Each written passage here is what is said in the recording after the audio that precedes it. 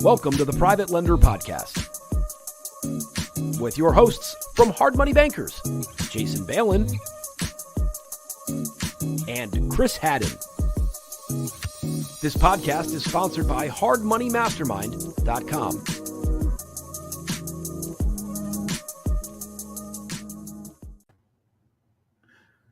Hey everyone, Chris and Jason here, Private Lenders Podcast.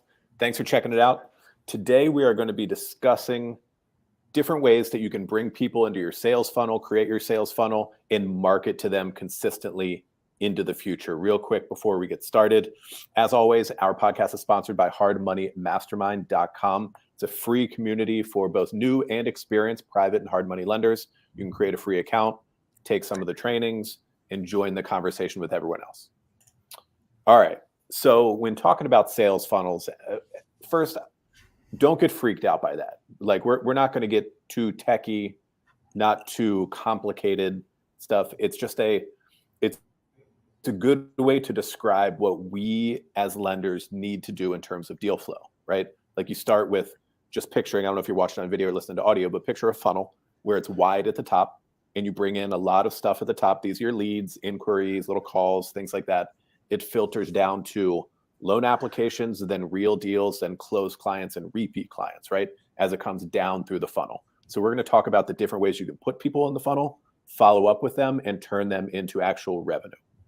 Yeah, and obviously the more input, the more people you put into your funnel, the better and bigger your output's going to be, which the goal of the business is closed, profitable loans that eventually mature, pay you off, and you recycle those same borrowers over and over and over and over. As long as, let's talk a little bit about who can go in this sales funnel. Anybody who's real estate investing oriented, right? So social media, right? Anyone that real estate investors that find you on social media, networking events, right? You go to meetup groups and you collect business cards, right? This can be online, this can be offline. Repeat clients that you've worked with potentially in the past in this line of work, or maybe you were a real estate investor or mortgage broker in the past and you have clients that are real estate investors, they're fine. Real estate agents that are focused on real estate investing activity, they work with borrowers and buyers that way. Other mortgage brokers, other real estate investors, traffic that you run through paid advertisements or to your website, anything that, or leads from other lenders.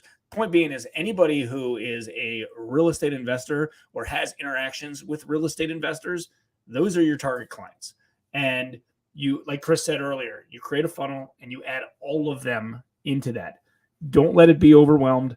Let's say you're starting from scratch. You don't know many folks. That's okay. But as you talk to people on the phone, as people email you, as they fill out a loan application on your website, as you meet them at a networking group, they all go into your funnel. They all go into that one funnel. And we're going to talk a little bit about, as the downline of the funnel continues, how these eventually turn into clients. Yeah, let's jump into some of the basic tools needed to make a very, very 101 funnel for web marketing these days. It can get much more advanced, much more black belt, but just a 101 stuff.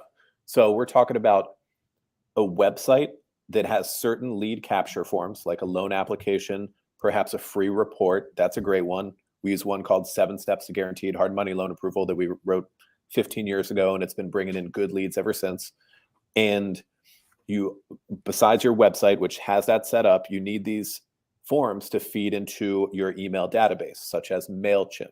We use Infusionsoft. MailChimp's a great one. We just started on ours many, many years ago. So it's been a probably overkill solution for us. It does a whole lot of things Infusionsoft does that we don't need. But there's many different examples out there of ways you can put those forms onto your website so that they pull right into your email database and you follow up with them. You can have automated emails in there. You don't have to. We do. If depending on which form you fill out on our website, you're going to get a sequence of automated emails, typically encouraging you to apply for a loan. You don't have to have that, because if you're consistently sending out your email broadcast once or twice a week, then they're going to hear from you a lot anyway. So in terms of very, very simple web tools, that's really all you need to do the 101 type funnel that we're talking about. Yeah, so I would probably encourage everybody to use ClickFunnels. That's probably the easiest way to set it up. Again, we didn't have this early on. ClickFunnels doesn't exist early on, so we used a WordPress website and an Infusionsoft.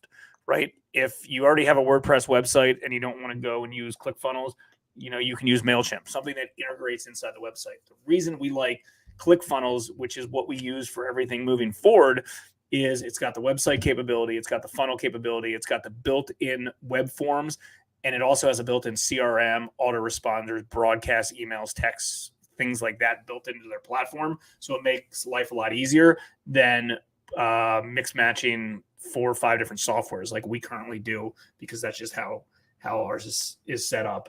If anyone wants a free ClickFunnels template of a website that we've used in the past, websites that we've created in the past, feel free to reach out to me in the mastermind group and I can send you a link. Let's walk through real quick one of the funnels that we use. Just to break down, let's use that 7 steps one, because I think that's a good one. A 7 steps funnel is an easy one that anyone can utilize.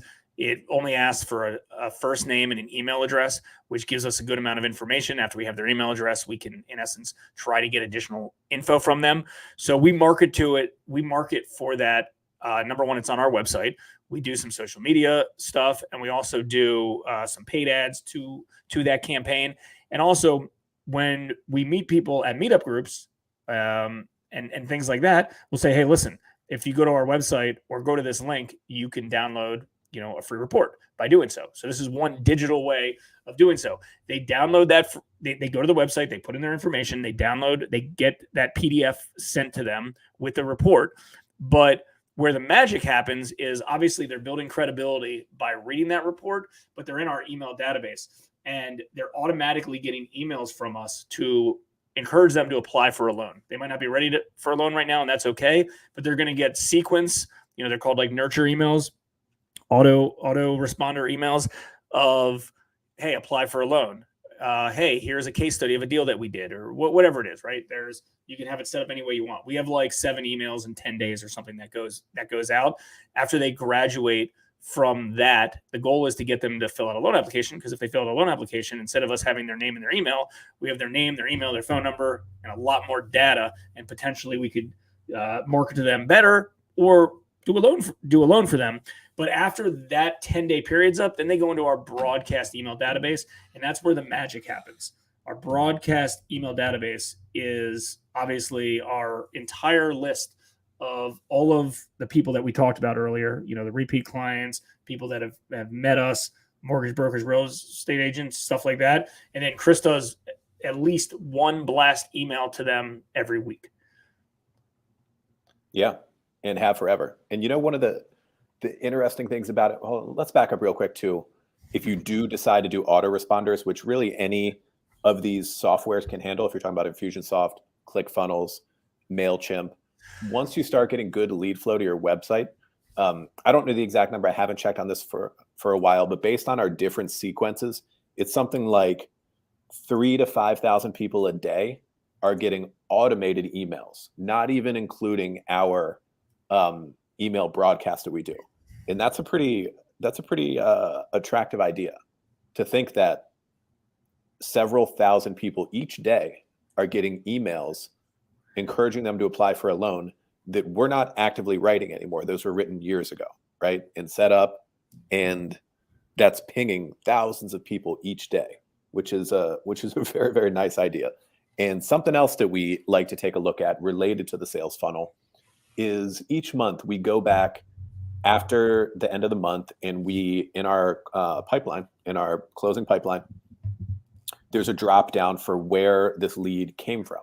And we do our best to pinpoint that as best we can. So it could be a past client, it could be a broker referral, it could be a website lead, Google AdWords, Facebook. And sometimes it's hard to determine because they might interact with us in different ways. Like they could click an ad, yet they follow us on Facebook and they've been in our email database for a long time. But one of the very, very cool things about being able to track leads like this is that we'll see somebody has closed a loan with us in November right now, for example, 22. And that lead could have come in years ago. Oftentimes when leads come in, They could close relatively soon. They could close like kind of in the midterm, like 3 to 6 months from now, something like that. Or it could be years, or it could be years into the future where somebody, for example, requested a free report. They've been getting our email broadcasts for 5 years, call it. Stuff happens literally all the time. 5 years. And they read our stuff. You can see what they open and click on and things like that inside of the database. And then they end up coming to us for a loan and closing in 2022, 5 years later. And that's just wild. From a marketer standpoint, that's exactly what you want to see. Some close quick, some midterm, some not for a long time, but you acquired that lead, you marketed to that lead, and eventually it turned into revenue. It's awesome stuff. Yeah. And I think, if you're not currently thinking of your business as a long-term business model, like this is a really easy way to get you going to start thinking like that. Because when somebody reaches out to you on the phone or via email or on a web form, that doesn't necessarily mean that they qualify for a loan today or they agree to your terms or they even have a property under contract. So you need to collect all this information through sales funnel and have it in place, and then make sure you're in, and if you're doing constant emails to them and communication to them, you're going to hit them at the right time. Like, oh shoot, I forgot. I do have a property that I got under contract today, and HMB just hit me up. Before we end, I want to talk a little bit about a few advanced things. And again, I don't want people to be too overwhelmed. Start with one web form, either, a free report or a loan application. A loan application could be a web form. That's fine. And, one way to, get people inside your email, inside your funnel, inside your database, and then make sure you're sending an email out to them at least once a month or at least once a week. Sorry. That's the most important thing. Now, if you go to our website, hardmoneybankers.com, you'll see that we have a lot of different funnels built up. We have a loan application. We have a contact us form. We have like a broker registration. We have a free deal analyzer. We have our 7 steps free report. We have a loan app. We have some courses that we created that if they opt in, they have access to, right, for free. So all free ways to generate stuff in there. We also run a meetup group where we started, going out and going to other meetup groups and collecting business cards and putting them into funnels and email databases. And then we created our own meetup group where, they have to register to attend, and we get their contact info that way. So you start with an email, and then eventually you'll try to get phone numbers and other obviously things in order to communicate. And some of the advanced stuff we do is not only are we doing the once a week auto broadcast, but sometimes we'll do other types of email, mail, calls, text messages. We use Sly Broadcast. That's a way that we can do mass voicemail broadcasts. So we could be like, give you an example. We could hit up, our whole list, or we could geo-target it, or whatever we want to do. And we can be like, we can load something in. Let's say, hey, this is Jason at Hard Money Bankers. Hey, hopefully you had a really great Thanksgiving. Just want to let you know that, we're very well capitalized right now, and we can close before the end of the month. If you need to close quickly, if your other lender fell out, or, hey, we just created this video on, whatever, so-and-so, here's the link to go get that free video, whatever the case is. You can do promotional stuff. You can do call to actions for closing timelines, but you can do Sly Broadcast. You can do Sly text messages. You could do other kind of stealth emails. One of our favorite emails that we really like is we make it look personalized. So instead of it looking like, a regular company email, it'll be like, hey, insert first name. Just want to see if you had any, hope you had a good Thanksgiving. Just want to see if you had any projects that need to close before the end of the month. Feel free to email me directly. Thanks, Jason, or thanks, Chris. Right. And then, you space down some of the autoresponder stuff. And then all of a sudden it looks like a real email that came out, and it looks personalized. So you can get creative on some of these things in order to really contact these folks. If you have their mailing address, you can send direct mail to them. You can send gifts to them if you want. The sky's the limit. The point is, you need to collect your potential clients' information and data, at their goodwill, right? They're giving you permission. They're opting into something, or they're meeting you at a meetup group. We're not spamming people, right? They're opting in to get communications from us, and then we communicate with them based on their on what they want to give them promotional information or free videos, free blog posts, whatever the case is.